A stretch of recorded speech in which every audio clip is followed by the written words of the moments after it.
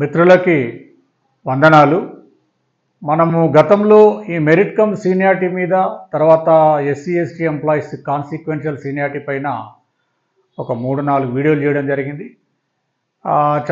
దానిలో చాలా వివరాలు తెలియజేయడం జరిగింది. మరి ఈ సందర్భంగా మన గతంలో లాస్ట్ వీడియోలో ఈ కాంగ్రెస్ ప్రభుత్వం ఏర్పడిన తర్వాత కొత్తగా సీఎండీలను ఐఏఎస్ అధికారులను నియమించడము, మనకు ట్రాన్స్కో జెన్కోకు ఎస్ఏఎం రిజ్వీ గారిని నియమించడం జరిగింది. వారు వచ్చిన తర్వాత ఎస్టీ కమిషన్ మినిట్స్ మేరకు ఈ జిఏడి డిపార్ట్మెంట్కు ఒక క్లారిఫికేషన్ మెరిట్ కమ్ సీనియారిటీ మీద మాత్రమే అడగడం జరిగింది. మరి ఆ క్లారిఫికేషన్ కూడా ప్రభుత్వం ఇవ్వడం జరిగింది. మరి దాంట్లోపల చెప్పిన అంశం ఏంటంటే మెరిట్ కమ్ సీనియారిటీ అనేది డైరెక్ట్ రిక్రూట్మెంట్ ద్వారా నోటిఫికేషన్ ద్వారా రిటర్న్ టెస్ట్ ద్వారా సెలెక్ట్ అవుతున్నటువంటి అందరు అభ్యర్థుల యొక్క క్యాండిడేట్స్ యొక్క సీనియారిటీ అనేది ఇంటర్సీ సీనియారిటీ అనేది రూల్ 33B ప్రకారంగా చేయండి అని చెప్పినట్లుగా తెలిసింది.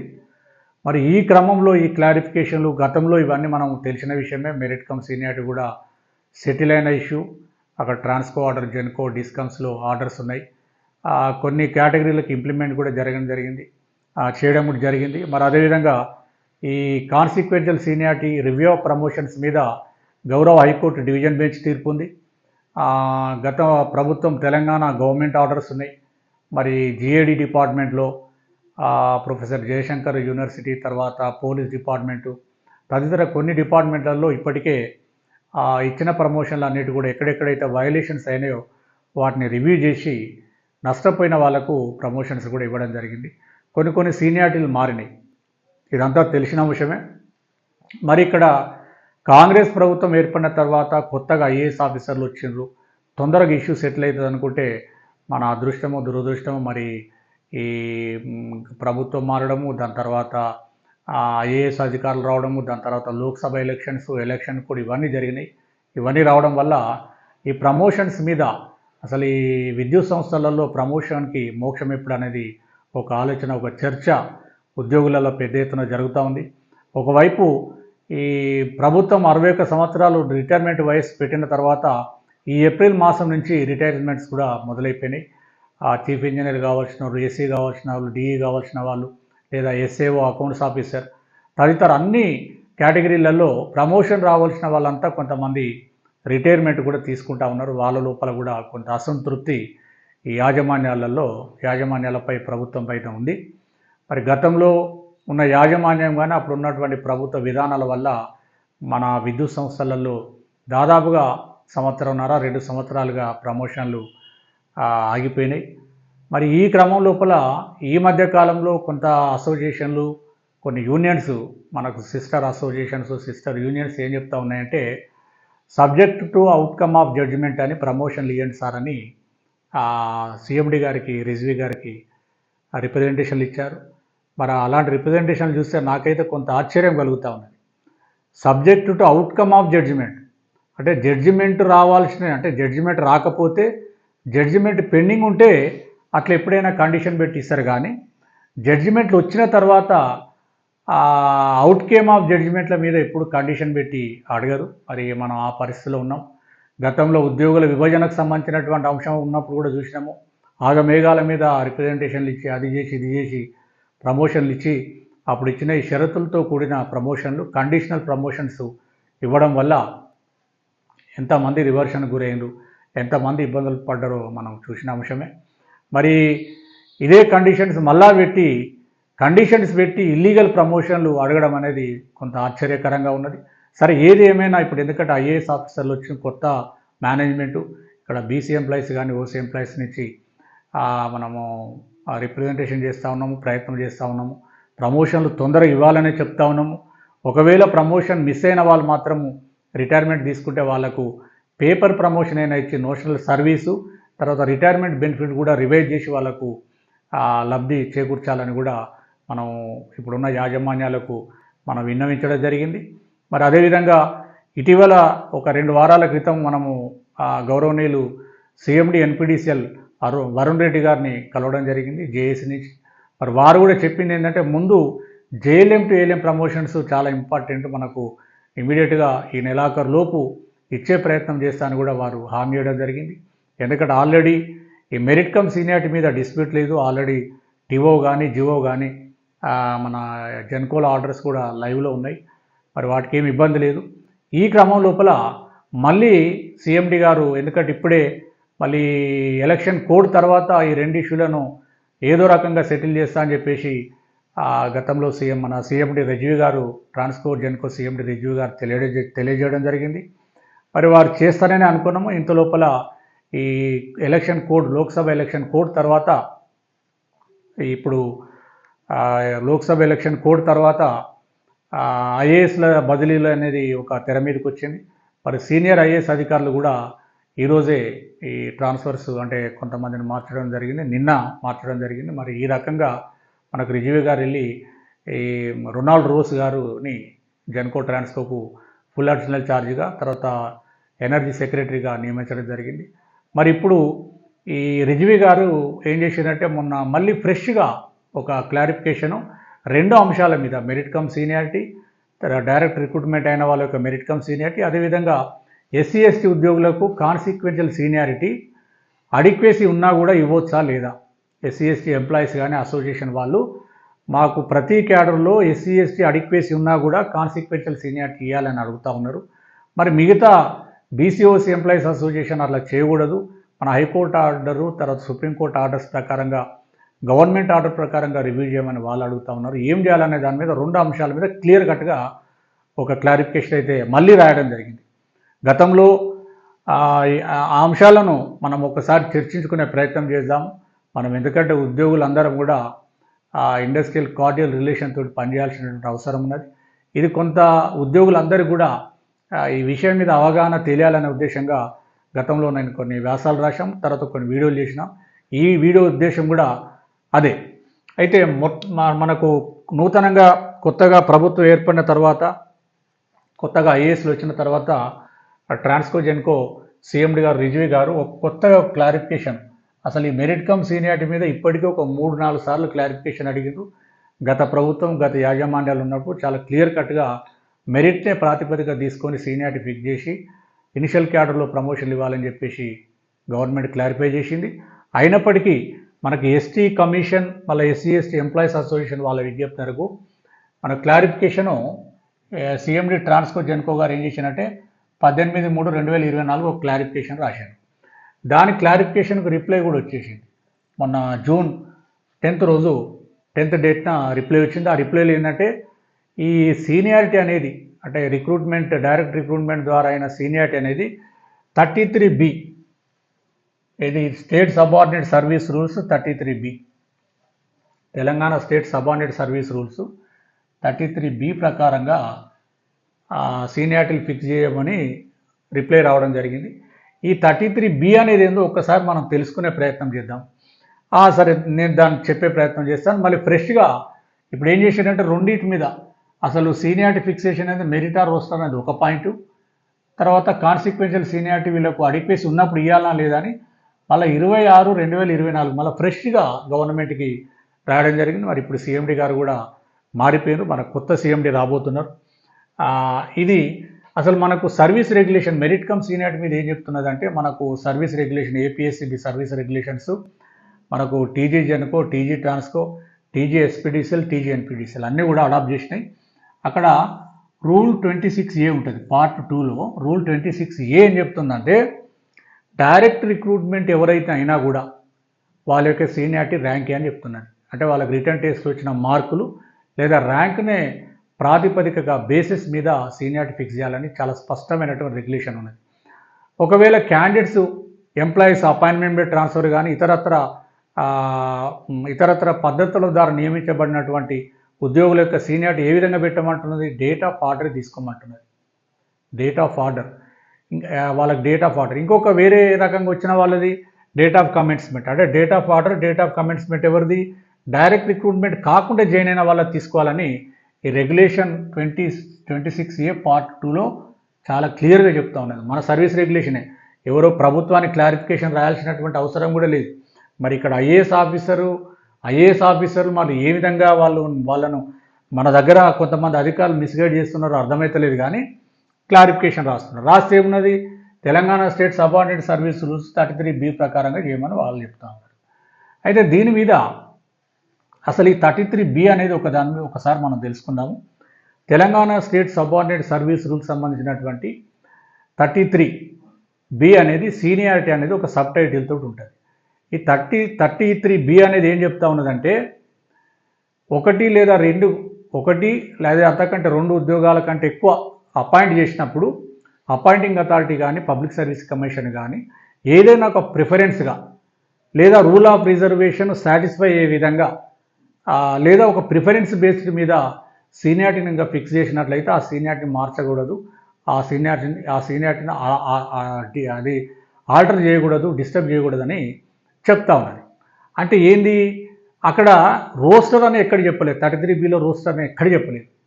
2 లేదా అంతకంటే ఎక్కువ ఉద్యోగులను అపాయింట్ చేసినప్పుడు ఒక ప్రిఫరెన్స్డ్ బేస్ మీద కానీ లేదా రూల్ ఆఫ్ రిజర్వేషన్ సాటిస్ఫై అయ్యే విధంగా కనుక నిర్ణయం తీసుకొని వాళ్ళు సీనియారిటీ ఫిక్స్ చేస్తే అలాంటి సీనియారిటీని డిస్టర్బ్ చేయొద్దని చెప్పేసి ఈ 33B రూల్ చెప్తా ఉన్నది. ఈ 33B రూల్ మీద మనము హైకోర్టు మన హైకోర్టు ఆంధ్రప్రదేశ్ ఉమ్మడి రాష్ట్రంలో హైకోర్టు కానీ మనకు తెలంగాణ రాష్ట్రంలో హైకోర్టు కానీ చాలా తీర్పులు, ఒక దాదాపు 10 తీర్పులను డివిజన్ బెంచ్ ఇవ్వడం జరిగింది.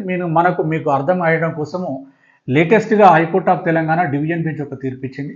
ఈ తీర్పు ఎవరంటే Jangati Ellaiah versus state of Andhra Pradesh మధ్య జరిగిన కేసు. ఇది రిట్ పిటిషన్ నంబరు 36093/2022. ఇది 17/11/2022 రోజు వచ్చినటువంటి తీర్పు.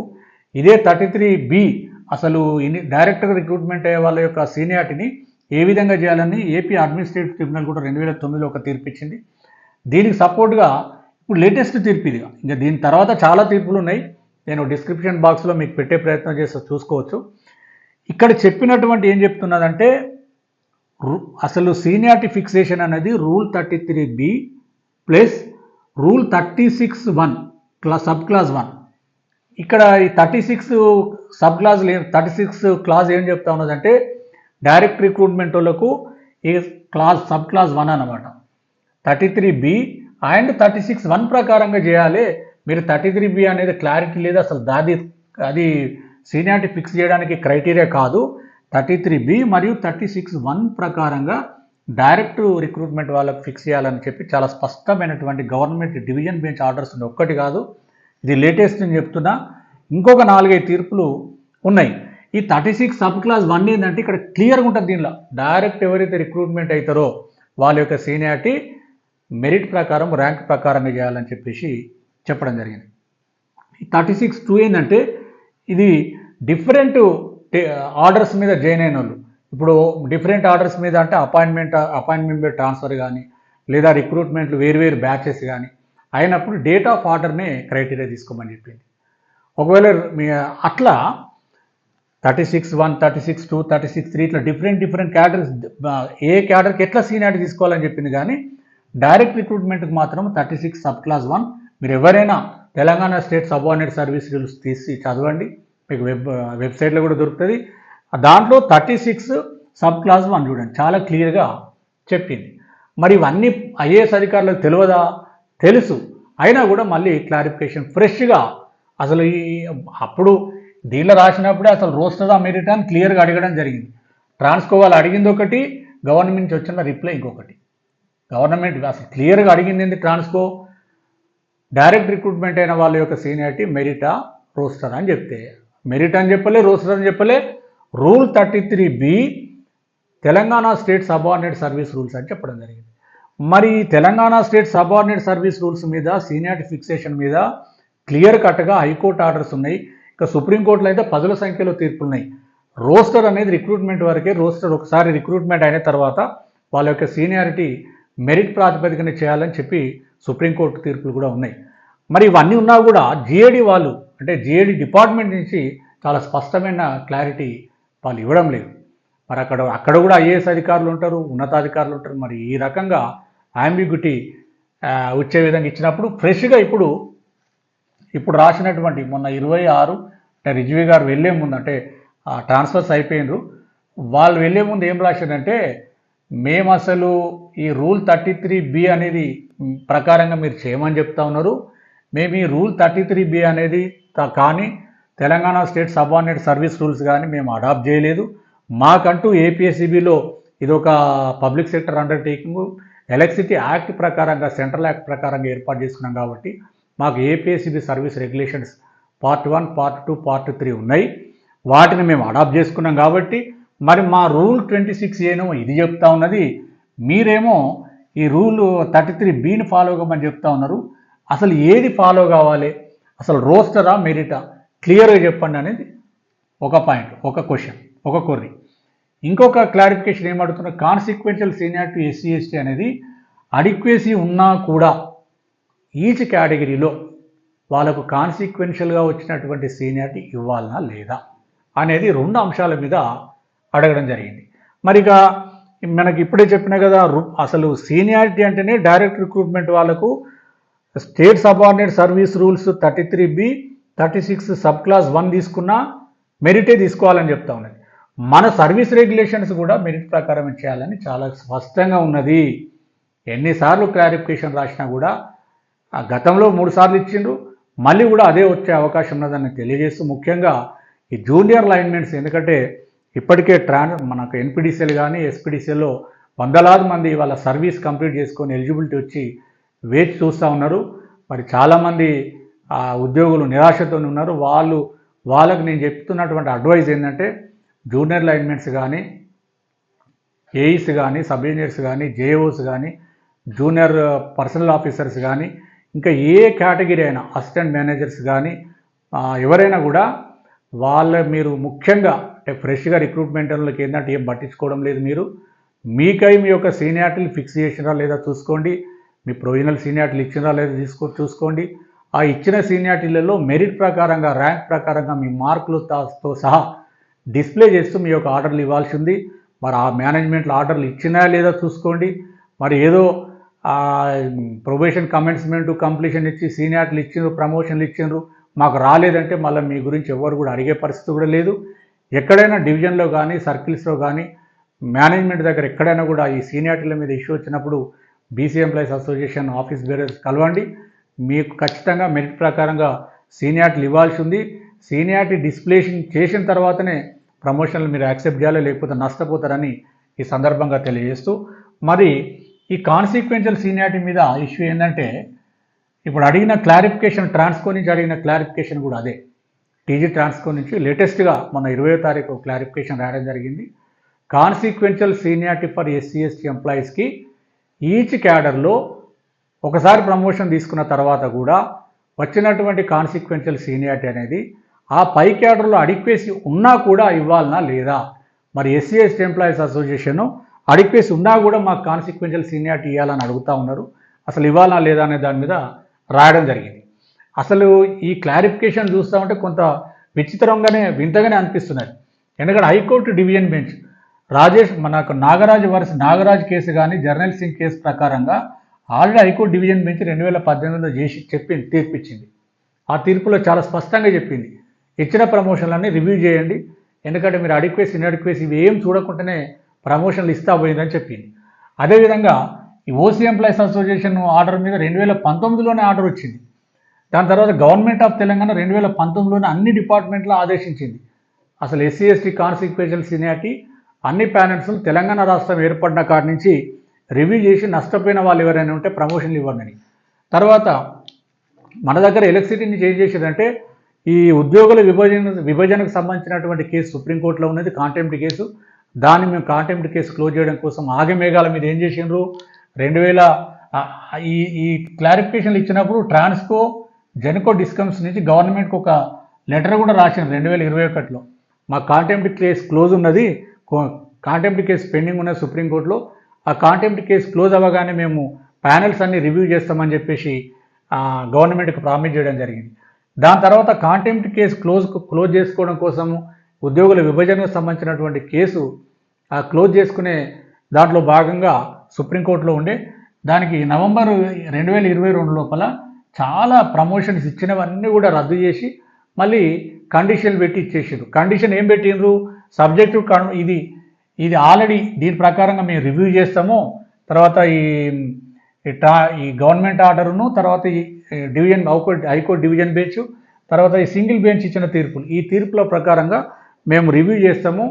మాకు అక్కడ సుప్రీంకోర్టులో కాంటెంప్ట్ కేసు క్లోజ్ చేసుకునే అవసరం ఉంది కాబట్టి కండిషనల్ ప్రమోషన్స్ ఇవ్వడం జరిగింది. ఇచ్చిన తర్వాత కూడా చేయకపోవడము, తర్వాత ఇప్పుడు ప్రజెంట్ ఉన్న సీఎం వీళ్ళ మీద కాంటెంప్ట్ కేసు పెండింగ్ ఉన్నది హైకోర్టులో. అయినా కూడా ఈ రకంగా మేనేజ్మెంట్ నుంచి ఒక ఈ క్లారిఫికేషన్ రాయడము, లేకపోతే ఈ ఇష్యూను డ్రాగ్ చేస్తూ ఉన్నారు. నిజంగా కూడా దురదృష్టకరము.